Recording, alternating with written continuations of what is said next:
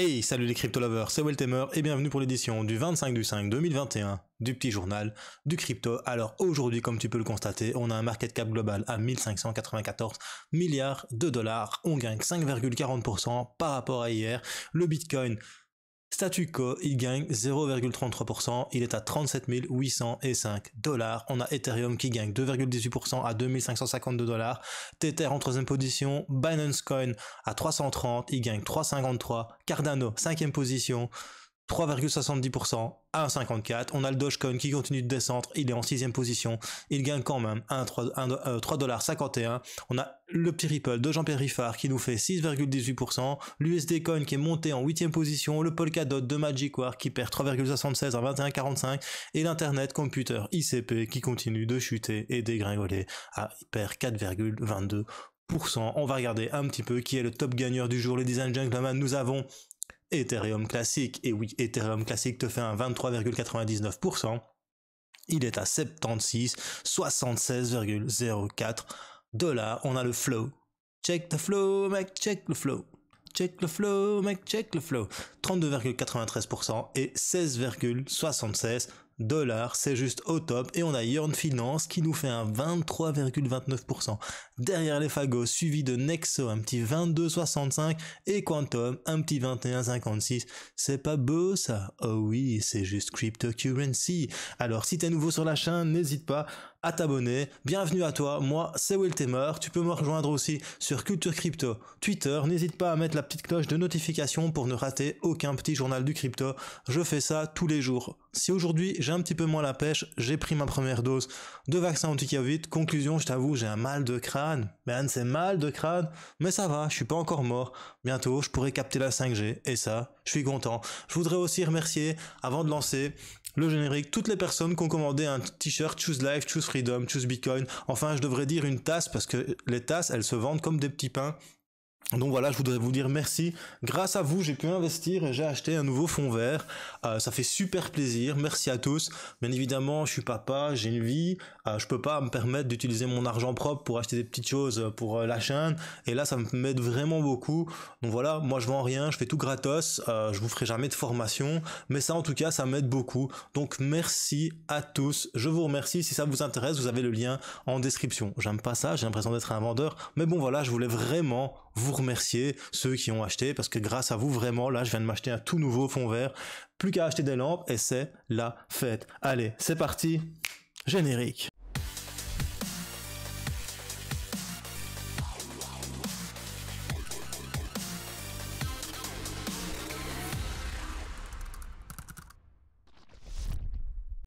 Alors petite première news du jour, c'est Bybit. Donc Bybit c'est un échange crypto-monnaie d'origine chinoise que j'utilise et que je t'ai fait d'ailleurs un petit tutoriel. Tu vas voir ça dans la fiche qui apparaît maintenant.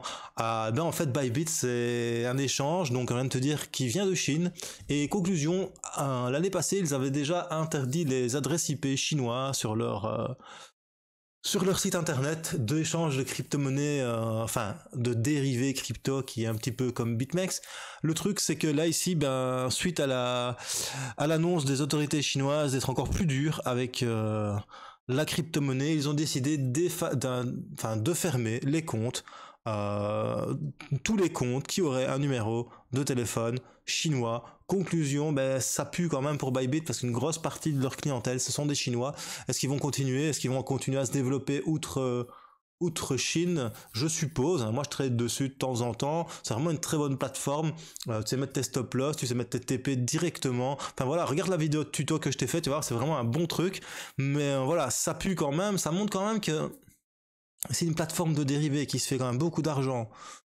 Va supprimer les numéros de téléphone et les comptes enregistrés à partir du 15 juin, il y a beaucoup de choses qui vont changer en Chine et c'est peut-être pas pour une mauvaise chose. Moi je pense que c'est une bonne chose qui est en train de se passer en Chine. Voilà, si le mining de crypto pouvait arrêter en Chine aussi, je serais vraiment super heureux. D'ailleurs, beaucoup pensent comme moi que en fait ça pourrait profiter aux autres mineurs de crypto-monnaies et de Bitcoin dans le monde, et ça forcerait, enfin, et ça donnerait une meilleure décentralisation du hash rate, donc du taux de hachage du Bitcoin, et ça c'est vraiment top, parce que pour le moment, presque 60%, je me suis renseigné sur le sujet, plus de 60% des Bitcoins sont minés en Chine. Conclusion, si d'un coup tout ferme, le hash rate il va chuter fort. Du coup, le réseau sera peut-être pas aussi fort et aussi résilient. Par contre, ce qui est intéressant, c'est que beaucoup d'autres personnes vont pouvoir reprendre cette puissance de calcul et réinvestir et créer peut-être des nouvelles sociétés, ou alors regagner des parts de marché comparé à la Chine, et ça c'est super important. Après ça, je voulais revenir quand même sur le tweet encore de monsieur Elon Musk. Donc hier, le mec, il a encore fait un tweet sur le Bitcoin. Donc j'ai vraiment ma théorie, ça a été un bon pump and dump, comme je vous ai expliqué, et le pourquoi du comment, je vous l'ai déjà expliqué. Donc voilà, il a mis qu'il avait parlé avec des mineurs de Bitcoin de l'Amérique du Nord, qui se sont engagés à publier l'utilisation renouvelable, actuelle et prévue, de demander aux mineurs du monde entier de le faire, potentiellement prometteur selon Elon Musk. Donc entre les lignes, ce que tu dois dire, c'est qu'il a vu les plus grosses sociétés de mining crypto-monnaie, et ils se sont mis d'accord pour qu'il crée un conseil privé, faut bien préciser, privé, hein, on est quand même sur quelque chose de décentralisé à la base, donc personnellement je trouve pas ça très top, pour voir que l'électricité utilisée soit bien verte et zéro carbone, hein, si je comprends bien. N'oublie pas ce que je t'ai expliqué avec Stellantis, qui ne rachètera plus les crédits carbone de Tesla. Donc les crédits carbone, c'est ce que Tesla a chaque année parce qu'il ne pollue pas avec ses véhicules, et FCA lui en achetait à hauteur de 500 millions de dollars, tu vois, 500 millions de dollars de bénéfices, ce qui permettait à l'entreprise Tesla d'être en bénéfice, parce que son bénéfice net était de 438 millions de dollars. Conclusion, mais s'il n'avait pas vendu les 500 millions de dollars de contrat, bah, ils seraient en perte en fait, vu que leur bénéfice est de 438, tu fais 500 millions moins 438, enfin tu fais 438 moins 500 millions de ventes de contrats et de crédits carbone, bah, en fait ils sont à moins 62 millions de dollars de pertes. Mais comme Stellantis ne va plus racheter ses contrats à Tesla, comment va faire Elon Musk pour dire à ses actionnaires, bah tiens, Tesla ça rapporte de l'argent? Eh ben moi j'ai tout compris, hein. Il a pas été con, il a fait dump le Bitcoin. Mais ce qui est le pire, c'est pas ça. C'est que le pire, il a pas fait ça tout seul. Il a fait ça avec Michael Saylor. Michael Saylor, c'est le PDG de MicroStrategy. Et là, tu peux lire: Yesterday, I was pleased to host a meeting between Elon Musk and the leading Bitcoin miners in North America. The miners have agreed to form Bitcoin Mining Council to promote energy usage transparency and accelerate sustainability initiative worldwide. Donc hier, on va le traduire tout de suite, moi je comprends mais c'est pour vous. Alors hier j'ai eu le plaisir d'organiser une réunion entre Elon Musk et les principaux mineurs de Bitcoin en Amérique du Nord. Les mineurs ont accepté de former le Bitcoin Mining Council pour promouvoir la transparence de l'utilisation de l'énergie et accélérer les initiatives de développement durable dans le monde entier. Comme par hasard d'Eden Hazard, après le dump, qu'est-ce qu'on a appris? On a appris que Michael Saylor avait acheté plus de 15 millions de dollars de Bitcoin pour MicroStrategy. Comme par hasard d'Eden Hazard. Moi, parce qu'Eden Hazard, c'est un joueur de football, je me dis toujours comme par hasard d'Eden Hazard. Eh ben, comme par hasard d'Eden Hazard, c'est lui qui a eu le plaisir d'organiser cette fameuse réunion entre les leaders de la Bitcoin Mining Council et Elon Musk. Donc t'es pas en train de me dire que c'est pas le plus beau casse du siècle, franchement. Alors si, comme j'ai mis un tweet par rapport à ça, alors si ça, ce n'est pas de la manipulation parfaite entre le PDG de MicroStrategy, Elon Musk et les mineurs du Bitcoin aux États-Unis, je ne sais pas ce que c'est.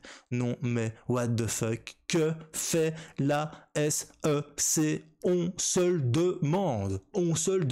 À mon avis, elle ramasse les pots de vin qu'on lui a mis sous la table. Parce que des trucs pareils, c'est de la manipulation de marché. Maintenant, comment est-ce que tu peux manipuler un marché qui n'est pas régulé? Mais il n'est pas régulé. Et comme il n'est pas régulé, tu fais ce que tu veux. À ça, à la bourse, tu peux oublier. Hein. Pas possible. Hein. Tu fais ça, c'est prison. Hein.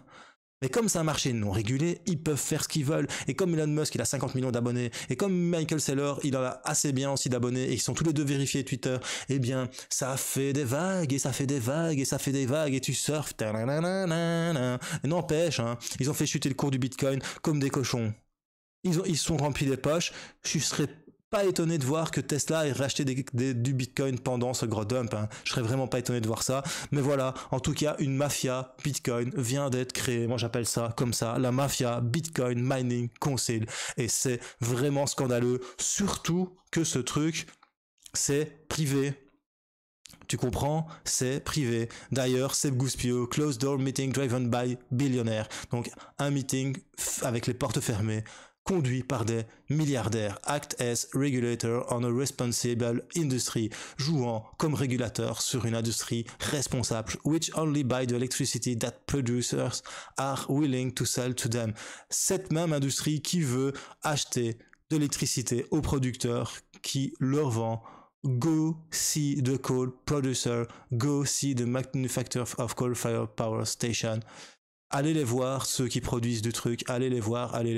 Alors moi j'ai mis Don't forget the carbon credit of Tesla, comme je viens de te le dire, n'oublie pas les crédits carbone de Tesla. Ceux-là même que Stellantis a arrêté d'acheter. Bien joué monsieur Elon Musk, superbe idée de vendre tes crédits carbone aux mineurs de Bitcoin pour 500 millions de dollars qui sont de retour pour Tesla, et parce que c'est ça qui se passe. Elon Musk, il est malin. Pourquoi est-ce qu'il a fait dumper? Pourquoi il s'est associé avec Michael Saylor? Parce que Michael Saylor, il a pu racheter des bitcoins pour MicroStrategy moins cher, et lui va pouvoir vendre ses crédits carbone aux mineurs de Bitcoin qui vont pouvoir dire « Oh, miner du Bitcoin, c'est zéro carbone. Tu vois quoi? C'est un truc de dingue en fait. Grâce à Elon Musk, tu vois Elon Musk, hein, tu sais, celui-là qui sent le musc, eh ben grâce à lui, on va pouvoir être zéro carbone, zéro print foot, tu vois ce que je veux dire? Et ça, c'est vraiment trop bien, quoi. Vraiment rien à dire. Merci Elon Musk, quoi. Non mais vraiment, ça me dégoûte. Voilà, c'est tout ce que j'avais à dire pour ce tweet d'Elon Musk et de Michael Saylor. On s'est bien fait avoir comme des bleus. Enfin bref, on s'est pas fait avoir parce que moi je le savais, j'en ai profité, j'ai vendu. Grâce à ça, j'ai racheté plus bas, j'ai racheté du Bitcoin moins cher et maintenant je suis content parce que c'est remonté un petit peu. Conclusion, important de regarder les news, ça se passe toujours comme ça, c'est ça le marché, le chart, les news. Le reste, c'est du vent. Alors, on va parler d'autre chose. Maintenant, on peut acheter et vendre des propriétés à New York avec du Bitcoin, du Dogecoin et l'Ethereum. En plus de ça, la société de courtage immobilière AlgoCap Real Estate a annoncé qu'elle commencerait à accepter les cryptos, mais pas que ça. Dans un communiqué de presse, ils ont même déclaré qu'ils réfléchissait à la tokenisation. Tu vois ici, AlgoCap note que ces facteurs ont contribué à la forte demande de tokenisation de biens immobiliers. Selon AlgoCap, il existe un intérêt croissant de la part des consommateurs qui souhaitent faire partie du marché immobilier new-yorkais grâce aux monnaie numérique. Mais bien évidemment, moi perso, si je pouvais acheter un morceau d'appartement à New York en token, je serais super content. Je sais bien qu'il y a Realty qui le fait déjà pour des maisons, des fois Chicago, des trucs comme ça, mais bon, c'est Chicago, quoi, tu vois. Moi, je préférerais acheter un morceau de penthouse à New York, près des deux anciennes Twin Towers, et là, je suis certain que, bro, le prix ne fait que monter, hein. Conclusion, ton token, il vaut du pognon, et ça, c'est juste au top. En plus, AlgoCap, j'ai regardé un peu Real Estate, c'est pas rien. Le genre de produit qu'ils te vendent, ça vaut minimum 1 million de dollars le loft, tu vois ce que je veux dire? Conclusion, ils sont malins. Pourquoi? Parce qu'en plus, ils font ça pour attirer les nouveaux millionnaires numériques créés grâce au Bitcoin. Ils sont malins aux États-Unis, ils ont tout compris, bro. Ils ont tout compris. How to make money, use Bitcoin. Voilà, c'est tout pour les news. Et maintenant, on va analyser le Bitcoin et regarder comment il s'est comporté la journée dernière. Donc, je te remets l'analyse technique que je t'ai mis hier. Nous étions là. Et je t'ai dit ce qui serait bien, c'est qu'on vient de faire un plus haut ici, qui vienne reprendre la moyenne mobile 50. Puis après, le top vraiment, ce serait de chuter et de faire un rebond sur l'oblique qui avait été créé pour pouvoir faire un bas plus bas. Maintenant, un bas plus haut, pardon. Donc maintenant, le bas, je peux dire, le bas, on l'a fait ici. Voilà. Par contre, tu vois que, malheureusement, on n'arrive pas à passer au-dessus de celui-là. Parce que c'est vraiment important. Donc, ça a fait le rebond, comme je pensais. Maintenant, ce qui est important, c'est qu'on vienne réussir à casser cette moyenne mobile 50. Et si on vient casser cette moyenne mobile 50, il y a de la chance, comme je t'expliquais hier aussi, qu'on vienne chercher ici la moyenne mobile 100. Du coup, ça, je vais le bouger un petit peu, parce que ça avance forcément le cours. Donc voilà, on va remettre ça comme ça, pour que ce soit vraiment plus juste. Donc voilà, est-ce que maintenant le Bitcoin va vraiment rebondir et revenir chercher la moyenne mobile 50 ici? En plus, cette moyenne mobile 50, elle s'est, tu vois qu'elle s'est vraiment alignée sur le précédent plus haut qu'on a breaké ici, comme je t'avais expliqué. Donc voilà, moi ce que j'attends maintenant, c'est vraiment ce plus haut qui soit plus haut que celui-ci. Et là, on repartirait vraiment sur une dynamique hop, hop, tu vois, c'est ça qui serait vraiment sympa, c'est qu'on reparte sur une dynamique haussière court terme sur le Bitcoin, parce que bien évidemment tout ça c'est du H4, donc c'est du court terme, mais ça serait vraiment sympa qu'on arrive à faire ça, tu vois. Ça, ce serait vraiment très très cool. Je vais te le mettre en ligne. Et voilà, il n'y a pas grand chose à analyser sur le Bitcoin pour le moment. Il y a peut-être juste ça. Parce que voilà, comme j'en ai parlé hier, je te dis voilà, ça, comme par hasard, ce que j'ai expliqué, c'est arrivé. Maintenant voilà, je vais te le montrer quand même. Je vais aller sur mon autre compte Twitter, Weltamer Trading, si tu veux suivre mes petits trades, si tu veux suivre tout ce que je fais niveau trading, c'est sur Weltamer Trading que ça se passe. Alors, babadam, on descend, on regarde un petit peu mes derniers tweets. Donc voilà, j'étais sur ce tweet ici. Donc bam bam, je descends. Voilà, tu vois, je mettais, n'empêche que c'est quand même chirurgical, bien évidemment. Bam bam, je redescends encore. Attends, on va essayer de voir un petit peu le tweet de base de ça. Le tweet de base.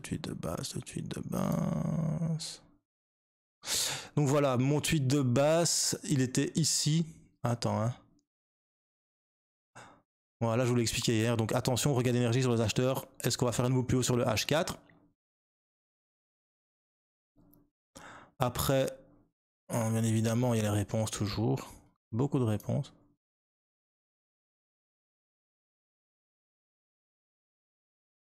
Attends. Je suis fatigué. J'ai du mal à réfléchir. Après, on est venu chercher ça. Voilà. Après, ici, j'ai mis, attention, moi je veux dire, nouveau plus haut en vue. Ici, sur la moyenne mobile 50, tu vois bien, regarde, hop, moyenne mobile 50, on est venu chercher le nouveau plus haut. Et juste après, j'ai fait, ben voilà, on va voir ce qui va se passer. Hop, ça a chuté, ça n'a pas été. Mais par contre, ce qui est sympa, c'est que ça a repris. Et ça, c'est cool. Et ça a repris et on est venu. Donc, je montrais vraiment le hop, on est venu chercher. Est-ce que maintenant on va descendre là, comme je t'ai expliqué juste avant au-dessus. Donc, est-ce qu'on va descendre là? C'est ce qui est arrivé. Donc, voilà. Si tu veux vraiment me suivre, c'est sur Weltamer Trading qu'il faut venir sur Twitter. Tu as tous les liens qui se trouvent en description. Maintenant, c'est pas parce que pour le moment j'ai raison.